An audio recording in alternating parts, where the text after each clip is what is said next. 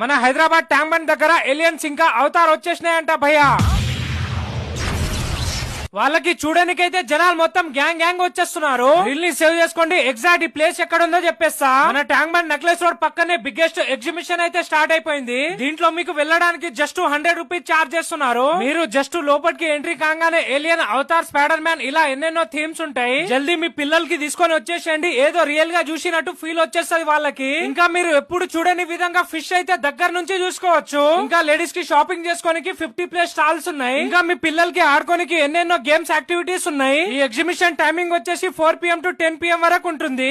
మన Hyderabad tank bund దగ్గర aliens ఇంకా అవతార్ వచ్చేసినాయంట భయ్యా.